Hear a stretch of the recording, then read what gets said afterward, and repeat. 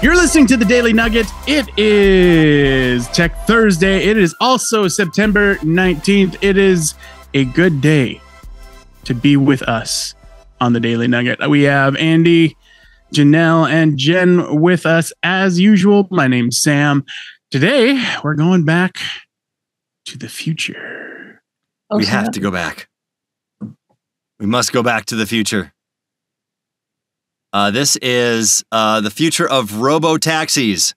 We've had a lot of discussion about this, guys. I know. I don't know what more there is to say. Although, you know, with new information, you have to come up with new conclusions, right? So, here's the latest on robo-taxis. They are frustrating sleepless residents with constant honking. Oh, boy. This is in San Francisco. Poor San Francisco. They already have it so bad anyway. And now they have to deal with robo-taxis honking. Oh, my goodness. Can you imagine? That wasn't in the movies. Waymo's autonomous cars arrived in a car park in San Francisco a few weeks ago where they wait between jobs.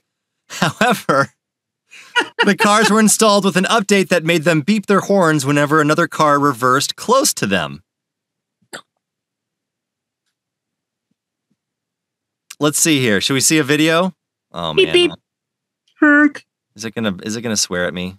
Don't swear at me. Video. Well, I feel like you should maybe view these videos quickly before you start playing them on the podcast. Is that what somebody who's a professional would do? No. Oh, you are literally the only professional media person here. Whoa! So there's that's a loud honk. That's super loud. That's obnoxiously loud and high pitched. The garbage truck was reversing and it honked and reversed to make way for the truck while moving. There we go. That's crazy to see what the Waymo vehicle sees too. Look at that. Look, it sees the person. It sees the person standing there. It sees the garbage truck. I mean, you'd hope it would. That's crazy. Looks like a video game. It does. All right, so here we go. So this is somebody in the car.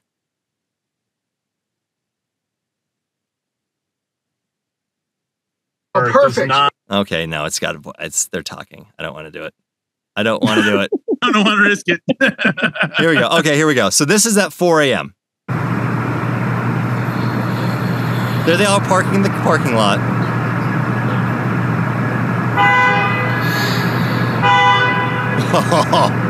Can you imagine? They're honking at each other. It's like a domino. Because when they honk, they automatically reverse. So look. Oh man, that's so funny. Oh my goodness. Yes. We started out with a couple of honks here and there, and then as more and more cars started to arrive, the situation got worse. Yeah. Okay, here we go. Here's some more Waymos. It's 4 a.m. The 4 a.m. Waymos. Oh my goodness. Okay, there you go. It's going to park. It's not honking yet. It's okay. There's a glitch in the matrix. Okay, hold on. Now one's going to try to back up. Nope, there we go. Nope. Then the next one does it. Yes. This is the future. This is the future. It's pretty impressive what these cars can do, at least.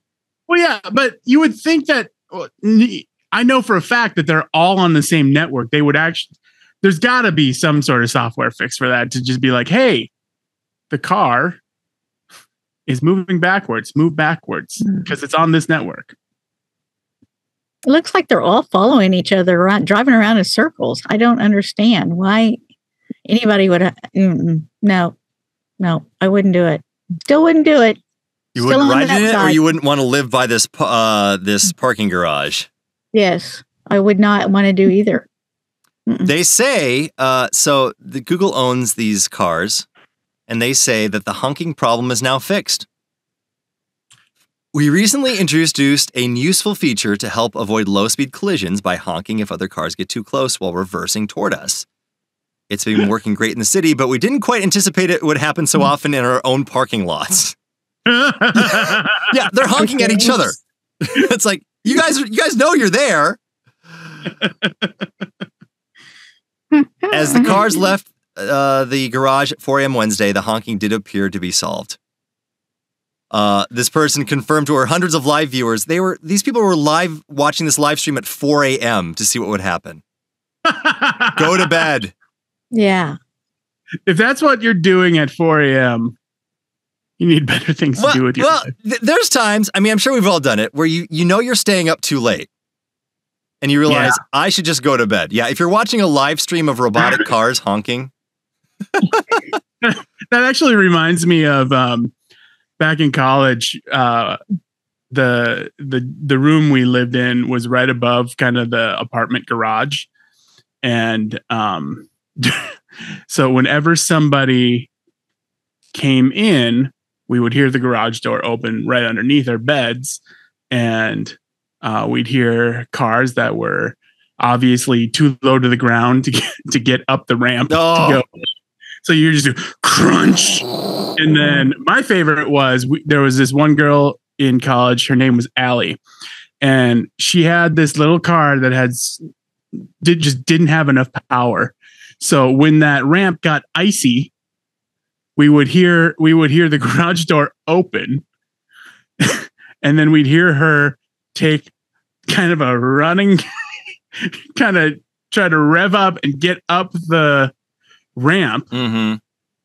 My favorite was when we could hear her struggling because we heard the garage door close behind her. And you could hear the panic as she was sliding back down because you could just hear the tires going.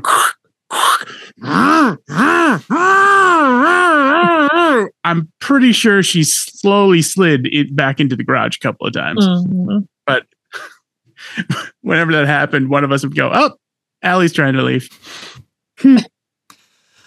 And that's the Nugget. Oh, should I share the Nugget hate mail? The Nugget hate mail, is that the one that you sent in? Yes, this was sent in to this was sent via text because it came from somebody very close to me. Oh, it's unofficial. Well, she was too lazy to actually email it. So okay. But I got the fact text. she was listening at all is a blessing. Well, the funny thing is, she doesn't ever really listen, this person. But I happened to have it. It was just on autoplay on my playlist of all my podcasts to listen to, and this episode came on.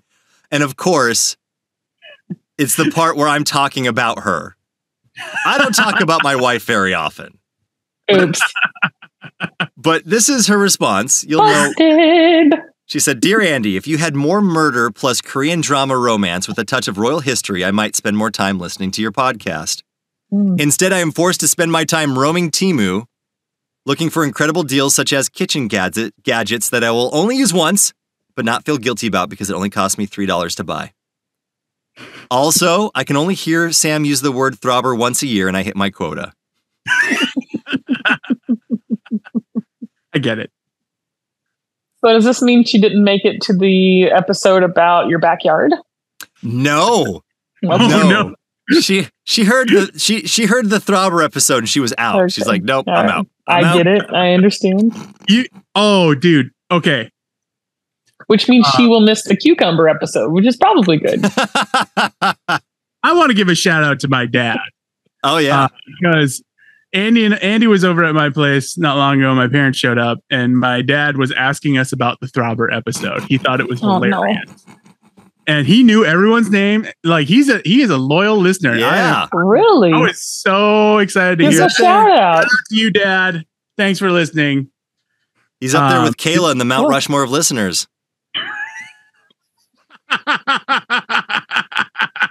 Why does anyone listen when we have this much disrespect? I love you guys. I love you, listeners. Thank you. And our German correspondent. Thank you all. Amanda?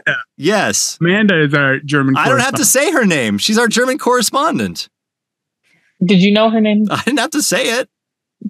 Did you know the other lady's name that you already mentioned? She needs no introduction. No. No introduction needed. He's married to that other lady. No. Isla.